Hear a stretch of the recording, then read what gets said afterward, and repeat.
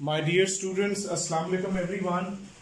I hope you're all having a great time back at your home. I welcome you all to another video lesson of O3 Accounting. As we all know that we started the topic errors, and we've seen both types of errors, affecting and non-affecting, and we've solved them as well. I'm waiting for the solved worksheets from many of the other students as well. Till yet, there's just a very meager number of students who have submitted it. So please attempt your worksheets timely and get back to me with any of the problems that you all have. Well, for today, as far as the affecting errors are concerned, in today's video lesson, I'm going to quote down an example of a question that contains affecting errors, and along with those errors we'll learn that how can we solve those errors back in our worksheet practice. Well, first of all, I'll write down the question and then we'll see that what answer can be predicted from here. Name any two errors which are not revealed by the trial balance. कोई से ऐसे दो errors बताएं जो कि आपका trial balance reveal नहीं करता। अब ट्रायल बैलेंस रिवील ना करने का मतलब ये है कि ऐसे एरर्स जिनकी वजह से ट्रायल बैलेंस इक्वल रहता है, और ऑब्वियसली जिन एरर्स की वजह से ट्रायल बैलेंस इक्वल रहता है, they are non-affecting errors. What are they? They are non-affecting errors, right? अब non-affecting errors जो हैं आपके, उनमें से कोई के भी दो अगर हम नाम बता दें तो वो क्या हो सकते हैं? वो omission हो सकता है, वो commission हो सकता है, right? वो principal हो सकता है, principal के बाद वो एरर ऑफ ट्रांसपोजिशन हो सकता है, और थिंक अबाउट द नेम्स, वो एरर ऑफ ओरिजिनल एंट्री हो सकता है, वो कंप्लीट रिवर्सल हो सकता है, वो कंपनसेशन हो सकता है। सो मकसद है कि any errors which are not revealed by the trial balance are actually your non affecting errors. तो इस तरह का अगर आपको क्वेश्चन आए तो you can write down these answers. Okay, ये होगी एक चीज। Let's move on.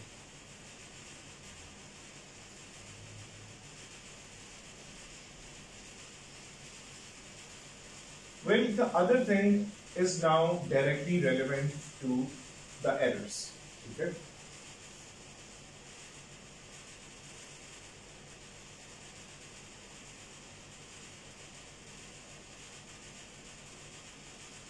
Let me tell you one thing, that errors have an impact on profit as well.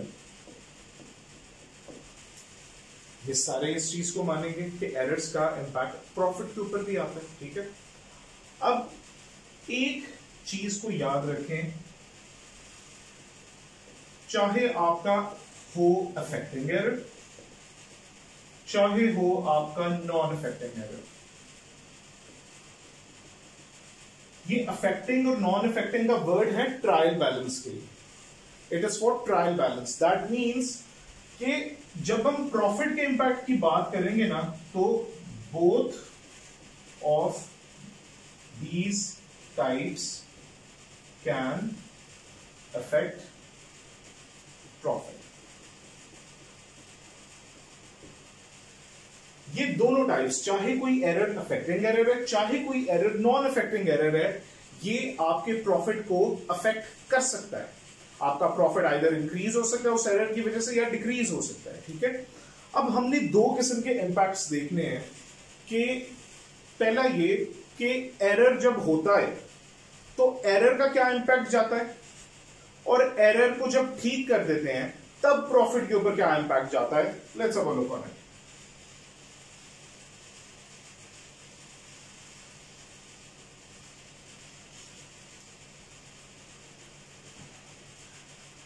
profit can be impacted in two ways. दो तरीके. What is the first way? The first way is the effect of error on profit. कि जो error हुआ है उसका profit के ऊपर क्या इफेक्ट आ रहा है, और the effect of rectifying the error on profit. कि एरर को जब ठीक कर देंगे, एरर को रेक्टिफाई कर देंगे, तब प्रॉफिट के ऊपर क्या इंपैक्ट आएगा. ये दो किस्म के इंपैक्ट होते हैं. ठीक है. अब बच्चों एक चीज तो आपने याद रखनी है, प्रॉफिट को दो चीजें इंपैक्ट करती हैं. How many? Two things. पहली चीज है आपका एक्सपेंस, दूसरी चीज है आपकी इनकम. ये दोनों इफेक्ट करती हैं आपके प्रॉफिट को. ठीक है. तो एक चीज याद रखें, जब भी एक्सपेंसेस ओवरस्टेट होंगे तो साथ ही आपका प्रॉफिट अंडरस्टेट हो जाएगा. जब भी एक्सपेंसेस अंडरस्टेट होंगे तो साथ ही आपका प्रॉफिट भी ओवरस्टेट हो जाएगा. मतलब एक्सपेंसेस बढ़ेंगे तो प्रॉफिट कम, एक्सपेंसेस कम हुए तो प्रॉफिट ज्यादा, एज यू ऑल नो. ठीक है. And vice versa is for income, कि जब भी इनकम बढ़ती है तो प्रॉफिट भी बढ़ जाता है, जब भी इनकम कम होती है तो प्रॉफिट कम हो जाता है. I hope it is clear to everyone. ठीक है. तो एक्सपेंसेस एंड इनकम का इंपैक्ट आता है. ये मैं लिख भी देता हूं इंडिविजुअली ताकि आपको समझ में आ जाए. ये चीज आप नोट कर सकते हैं यहां पर.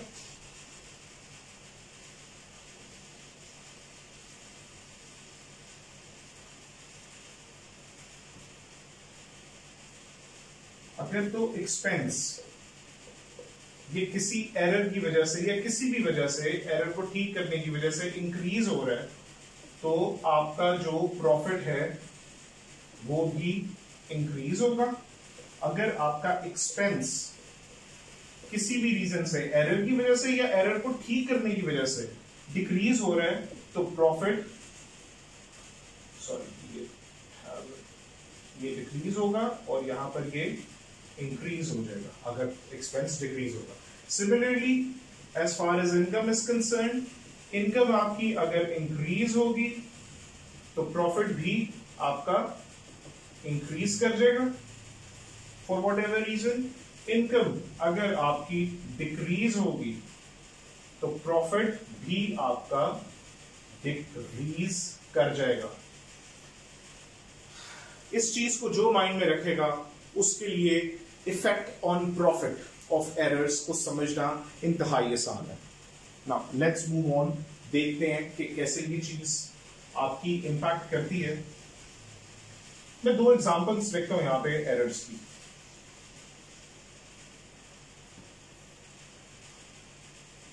पहला, वेजेस अकाउंट ओवरस्टेटेड बाय 500. हमने वेजेस के अकाउंट को ओवरस्टेट कर दिया 500 से. अब बेटा जी एक चीज तो यहां पर आप लोग ये समझें कि अगर वेजेस का अकाउंट ओवरस्टेट हो गया ना, पहला इफेक्ट ऑन प्रॉफिट अब हम देखने लगे हैं. Effect on profit.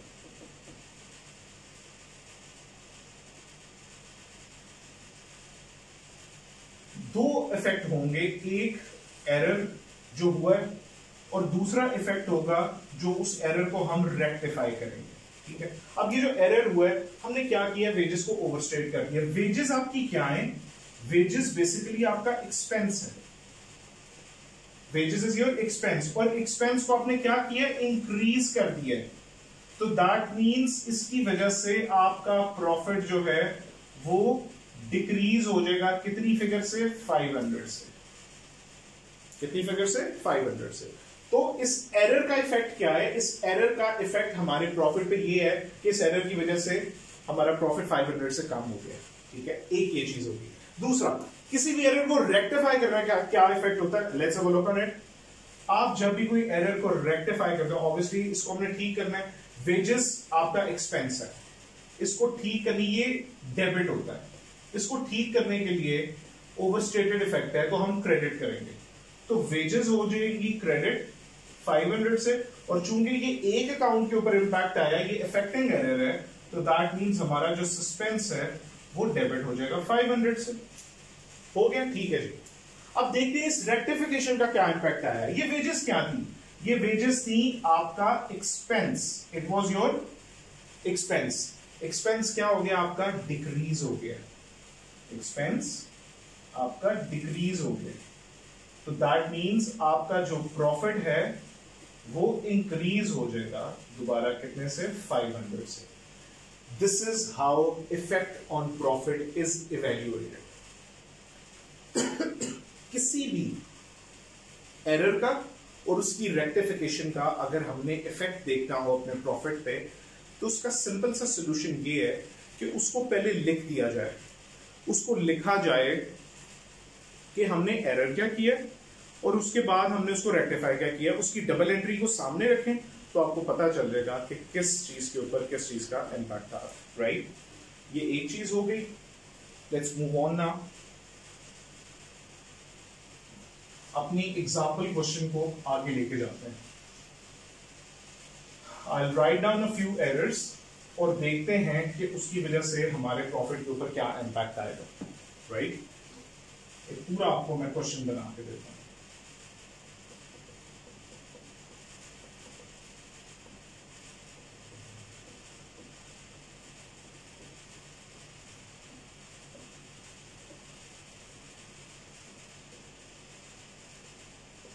Following errors were found and the trial balance did not agree.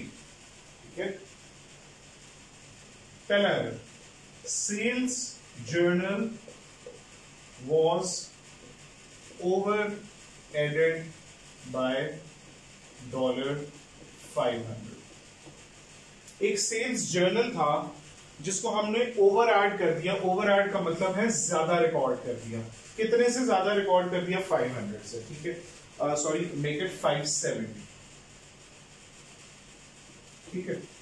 अब यहां पर सेल्स जर्नल, सेल्स का अकाउंट, सेल्स होती क्या है एक्चुअली? सेल्स आपकी क्रेडिट होती है। हमने उनको ओवरस्टेट कर दिया, दैट मींस इसको ठीक करने के लिए अब हम ऑपोजिट इफेक्ट पास करेंगे। तो सेल्स नॉर्मली क्रेडिट होती है, अब हम उनको ओवर एडेड को ठीक करने के लिए सेल्स को डेबिट कर देंगे 570 से, और ऑब्वियसली क्रेडिट क्या होगा? सस्पेंस अकाउंट, कितने से? 570 से। ये रही जनाब आपकी पहले एरर की रेक्टिफिकेशन, ठीक है। अच्छा जी, ये चीज हो गई। अब देखते हैं आगे। ये एंट्रीज आपने याद रखनी है, मैं एंड पे ये दोबारा लिखूंगा सो दैट आपको समझ आ सके हर चीज की।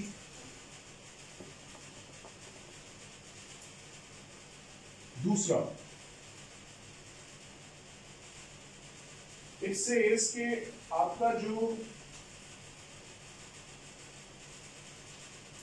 Total of discount allowed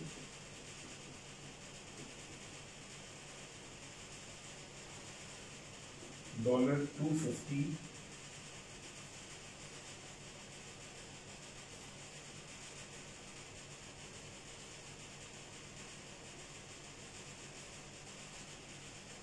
credited in the discount received account। Discount allowed 250। Discount allowed basically क्या होता है आपका?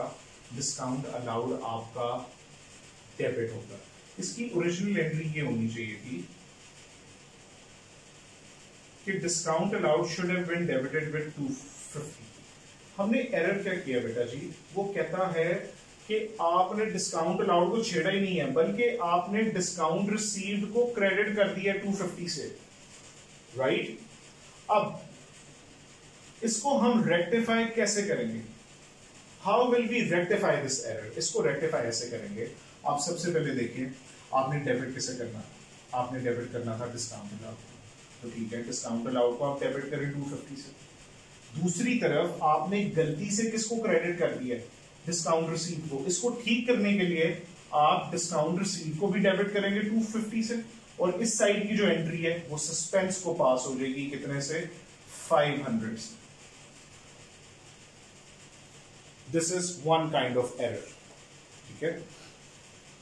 अच्छा जी, इसके बाद there is one more error, उसको देखते हैं।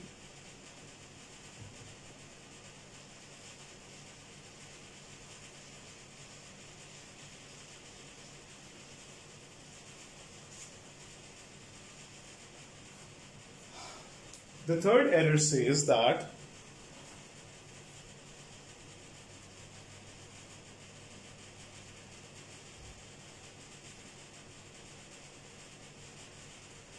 a payment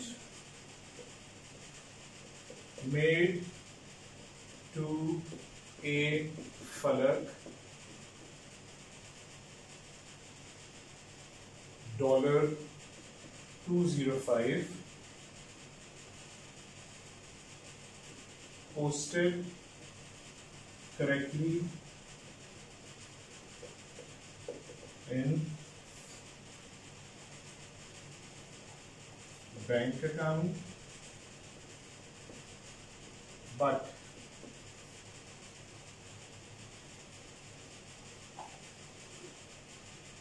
posted as $250 in creditors account. बेटा बड़ा ही क्रिटिकल किस्म का एरर है, गौर से देखना है, इसको समझने की कोशिश करनी है। अ पेमेंट मेड टू ए फलक, ए फलक को हमने एक पेमेंट की 205 की, ठीक है। अब इसकी एंट्री क्या होनी चाहिए थी, जब हम किसी क्रेडिटर को पेमेंट करते हैं तो ए उसको डेबिट कर देते हैं बिकॉज वो लायबिलिटी हमारी खत्म हो जाती है 205 से, और पेमेंट हमने की थी बैंक से, तो बैंक हमारा हो जाना चाहिए था क्रेडिट 205 से। अब हमने एरर क्या कर दिया है बच्चों, हमने एरर ये किया है कि बेसिकली हमने ए फलक को 205 के बजाय 250 से डेबिट कर दिया है, और वो कहता है it has been entered correctly into the bank account, मतलब बैंक अपनी जगह पर बिल्कुल ठीक है। अब इसको हमने रेक्टिफाई कैसे करना है, अब यहां पर देखें सिर्फ एक अकाउंट में गलती हुई है, गलती सिर्फ कहां पर हुई है, ए फलक के अकाउंट में, और उसको हमने क्या किया 45 से ओवरस्टेट कर दिया। हमने क्या कर दिया उसको 45 से ओवरस्टेट। अब इसको ठीक करने के लिए हम ए फलक को क्रेडिट करेंगे 45 से, क्योंकि हमने ओवरस्टेट कर दिया हुआ था, और यहां पर हम डेबिट कैसे करेंगे, सस्पेंस अकाउंट को करेंगे 45 से। सिंपल, ये है आपका थर्ड एरर। इस तरह हमने इन एरर्स को सॉल्व करना होता है। अब एक मजे की चीज देखते हैं,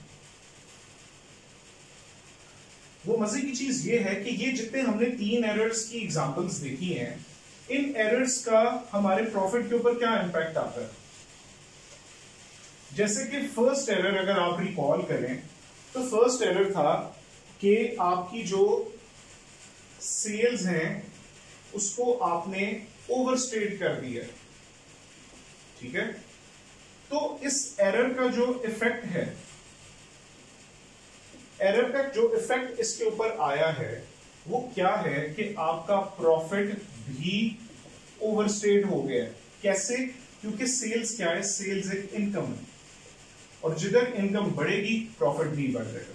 अब जब हमने इसको रेक्टिफाई किया तो रेक्टिफिकेशन की हमने एक एंट्री पास की थी, और वो एंट्री थी sales account debit to suspense account credit with 570, ये एंट्री।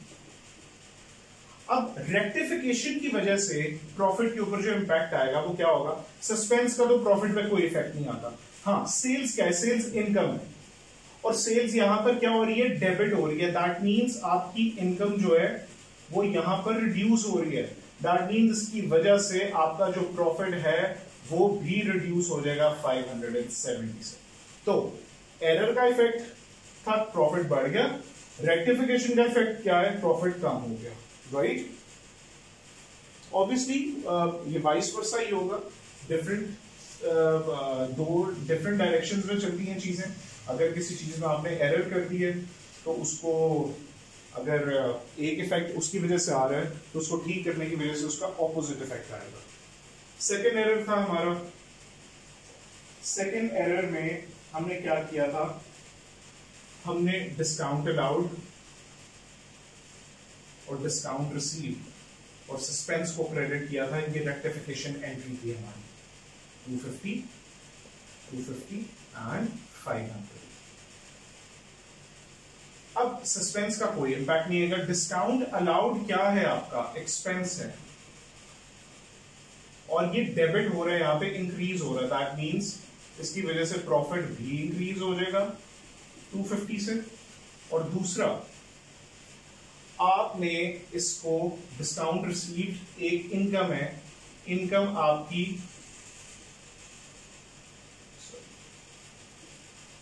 आपकी रिड्यूस हो रही है। जब इनकम रिड्यूस होगी तो दैट मीन्स उसकी वजह से प्रॉफिट भी रिड्यूस होगा। तो दैट मीन्स प्रॉफिट के ऊपर टोटल कितना इंपैक्ट आया है इस एरर को रेक्टिफाई करने का, दैट इज 500। इस एरर को जब हमने रेक्टिफाई किया तो हमारा प्रॉफिट 500 से रिड्यूस हो गया। This is one thing. हाँ, जो एरर किया था, एरर का क्या इंपैक्ट था, आपने डिस्काउंट अलाउड चार्ज करना था 250, कर दिया आपने डिस्काउंट रिसीव्ड चार्ज 250। मतलब एक चीज को एक्सपेंस चार्ज करना था, उसको आपने इनकम चार्ज कर दिया। इसका मतलब है आपका जो प्रॉफिट है वो इंक्रीज कर गया था कितने से, 500 से, just because of that error. ये दो इंपैक्ट्स जनाब इसके आ रहे हैं। I hope it is clear to everyone. Moving on to the final error के उसका प्रॉफिट के ऊपर क्या इंपैक्ट होगा वो भी हम देख लेते हैं अभी। उसकी रेक्टिफिकेशन से ही हमें पता चल जाएगा। उसकी जो हमने रेक्टिफाइंग एंट्री पास की थी उस एरर की, that was suspense account debit 45 to a Falak account credit with 45। Suspense का प्रॉफिट के ऊपर कोई इंपैक्ट नहीं आता, और ए फलक ये ना आपका एक्सपेंस है ना आपकी इनकम है, तो कोई ऐसी चीज जो कि एक्सपेंस या इनकम ना हो उसका प्रॉफिट के ऊपर कोई इंपैक्ट नहीं आता। तो दैट मींस ना इस एरर का ना इसकी रेक्टिफिकेशन का प्रॉफिट के ऊपर there is no effect, neither error nor rectification. दोनों स्टेप्स का, दोनों हैपनिंग्स का प्रॉफिट के ऊपर कोई इंपैक्ट नहीं आया, राइट। ये हो गया things about your rectification and their effect on profit, ठीक है। अच्छा जी, अब जर्नल एंट्रीज किस तरह इसकी लिखी जाती हैं मैं दोबारा लिख देता हूं, जो कि हमने पास की थी। पहले एरर की rectifying entry was sales debit 570 to suspense account credit 570। उसके बाद मैं लिख रहा हूं जर्नल एंट्रीज,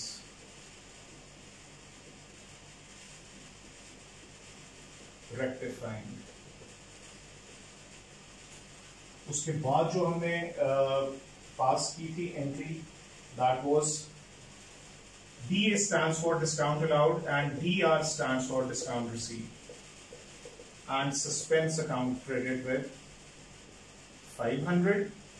और लास्ट जो हमारी एंट्री थी वो थी सस्पेंस डेबिट 45 एंड ए फलक क्रेडिट विद 45। अच्छा जी, अब बेटा सीखने वाली चीज एक जो मैं आपको यहाँ पे सिखाने लगा हूं, आपसे अक्सर एक सस्पेंस अकाउंट मांगा जाता है। वो कहते हैं जी एंट्रीज पास करके सस्पेंस का अकाउंट बना। आमतौर पे उन्होंने आपको ब्रॉड ऑन बैलेंस दिया होता है जिसको हम बोलते हैं ओरिजिनल डिफरेंस, जिसको हम क्या बोलते हैं, ओरिजिनल डिफरेंस। अब ये ओरिजिनल डिफरेंस कभी कभी हमें नहीं गिवन होता, वो नहीं बताते कि कौन सी साइड शॉर्ट थी, ट्रायल की कौन सी साइड पे फर्क आ रहा था।